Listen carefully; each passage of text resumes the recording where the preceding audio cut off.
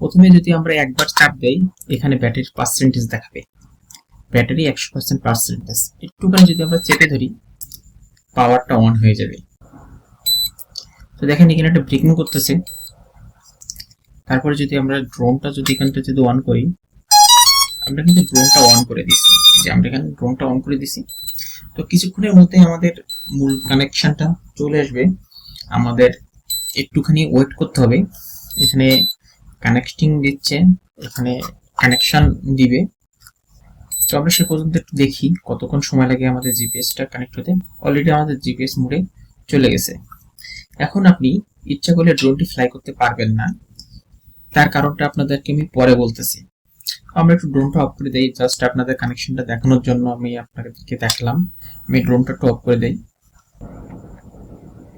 So আমরা ড্রোনটা of করে দিছি। এখানে আপনি বেশ কিছু জিনিস নিয়ে আজকে আলোচনা করব। তো প্রথমে তারপরে যাব হচ্ছে স্টপ। এই স্টপের কাজ হচ্ছে ড্রোনটি বন্ধ করার জন্য এই স্টপটা ব্যবহার করা হয়।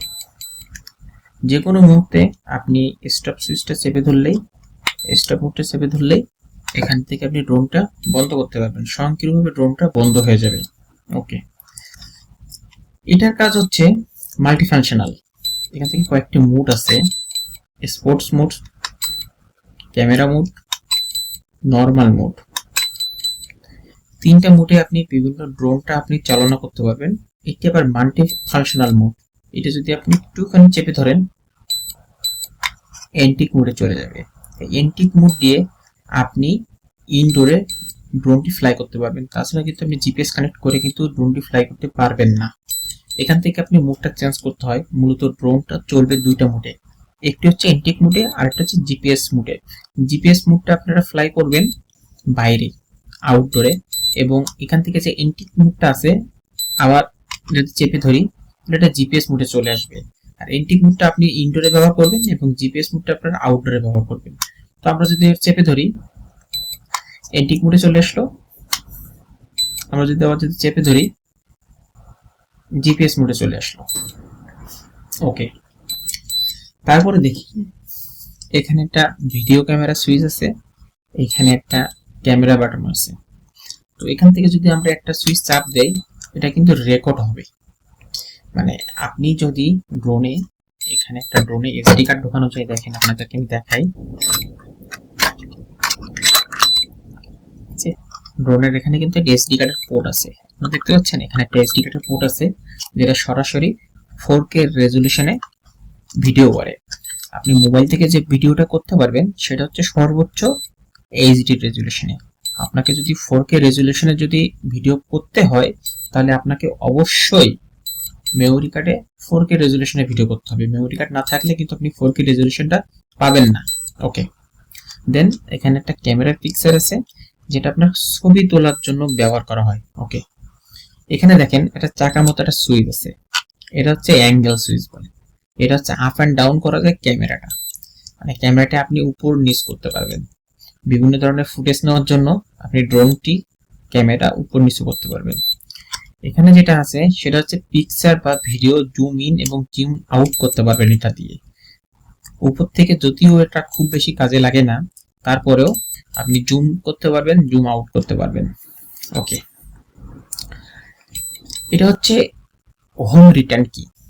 আপনার ড্রোনটি যত উচ্চতায় যাক, যত দূরে যাক, আপনি এই সুইচটা যদি আপনি একবার চেপে দেন, আপনি যেখান থেকে ড্রোনটি চালিয়েছেন আপনার ঠিক সেই স্থানে ড্রোনটি নিচে থেকে জিপিএস এর মাধ্যমে চলে আসবে। ওকে, এটা সুইচ গেল। আসেন এবার আমরা জয়স্টিক সম্পর্কে আলোচনা করি। হাতের ডান হাতে যে জয়স্টিকটা আছে, জয়স্টিকটা এবারে যদি আপনি দেন, তার ড্রোনটি সামনের দিকে যাবে, এবং এদিক দিয়ে যদি চাপ দেন, ড্রোনটি পিছনের দিকে আসবে। যদি ডানের দিকে চাপ দেন, ড্রোনটি সোজা থেকে মাঝ বরাবর ডান দিকে চলে যাবে, এবং যদি বাম সাইডে দেন, ড্রোনটি বাম বরাবর চলে যাবে। ওকে, এবং আমরা আসি এই জয়স্টিকটা নিয়ে।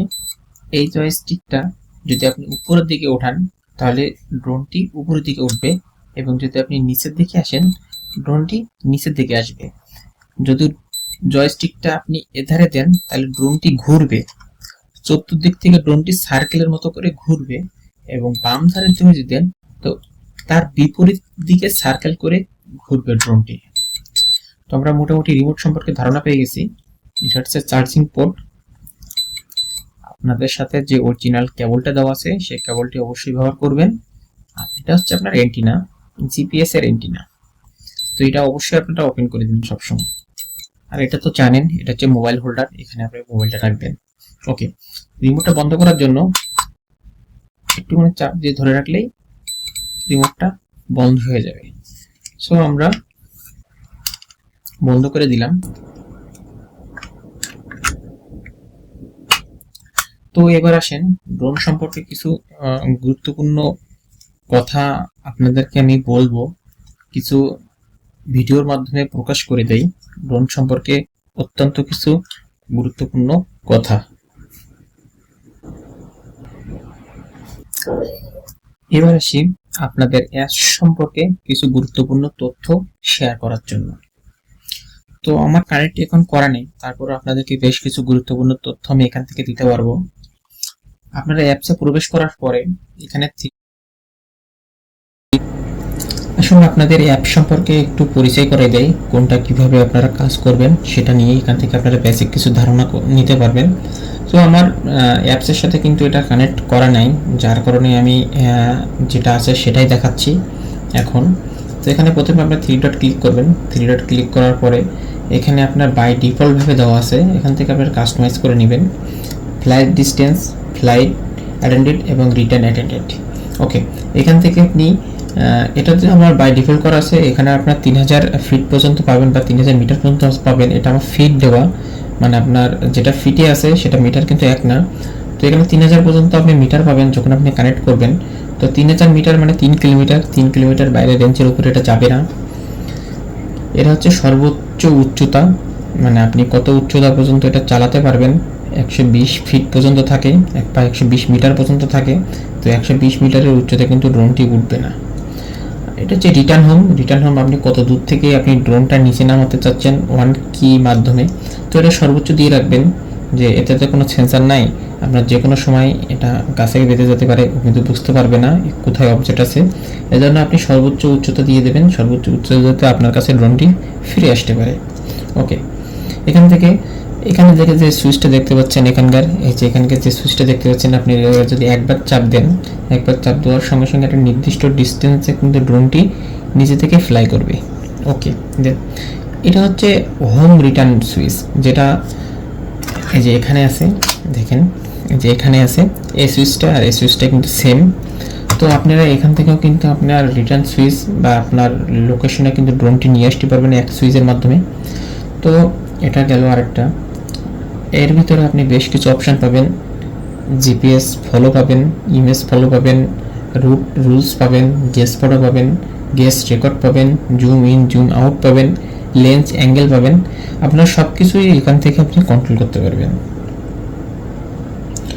আপনার রিমোট থেকেও কন্ট্রোল করতে পারবেন, আপনার মোবাইলের অ্যাপস থেকেও কন্ট্রোল করতে পারবেন। এবার বেশ কিছু গুরুত্বপূর্ণ তথ্য আপনাদের সাথে শেয়ার করব। হয়তো এগুলো অনেকেই জানেন, অনেকেই জানেন না, তারপরও আমি জানানোর জন্য যেহেতু ভিডিওটি বানাচ্ছি, সেহেতু আপনাদের অনেক উপকারে আসবে ভিডিওটি দেখে। সাপোজ মনে করেন আপনি ড্রোনটি ফ্লাই করতেছেন, ড্রোনটি ফ্লাই করতে করতে আপনি ড্রোনটি আর কন্ট্রোল করতে পারতেছেন না, আপনার ড্রোনটি কন্ট্রোলের সীমায় চলে যাচ্ছে, বা আপনি কন্ট্রোলে কোনোভাবেই নিয়ে আসতে পারতেছেন না। আপনি একবার এই যে হোম রিটার্ন সুইচ আছে, একবার জাস্ট সুইচটা চাপ দিবেন এরকমভাবে, ড্রোনটি যেখানে থাকুক না কেন ড্রোনটি আপনার কাছে চলে আসবে।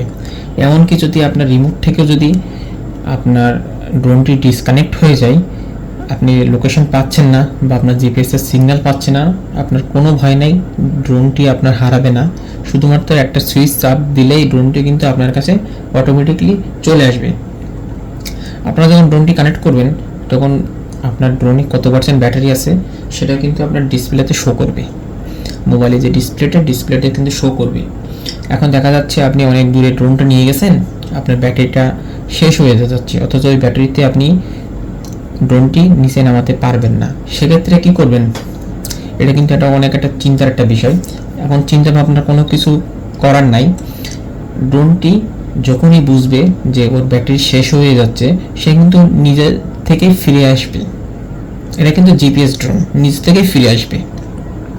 এবং যদি মনে করে যে না, ওর ব্যাটারি আপনার যে লোকেশনটা আছে, যে জিপিএস এর লোকেশনটা আছে, সেই লোকেশনে ও ফিরতে পারবে না, তখন ওর নির্দিষ্ট একটা দূরত্বে ও কিন্তু ল্যান্ড করবে।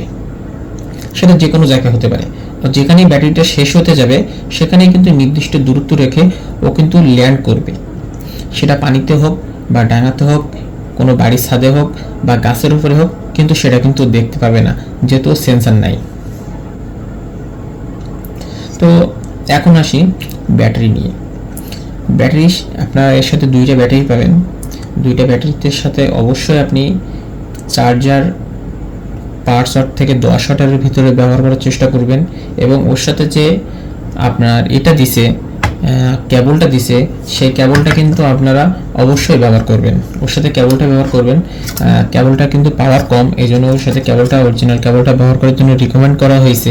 এবং অরিজিনাল কেবলটা যদি আপনি ব্যবহার না করেন, পাওয়ার কিন্তু বেশি আসবে। এখন 5 ভোল্টের ব্যাটারি আপনি যদি 10 ভোল্ট বা 12 ভোল্ট চার্জ করে ফেলেন, তখন কিন্তু ব্যাটারিটা ফুলে যাবে এবং আপনার কিন্তু ব্যাকআপ দিবে না। সেই অনুযায়ী সবসময় চেষ্টা করবেন যে আপনার যে কেবলটা দিছে, কেবলটা ইউজ করার।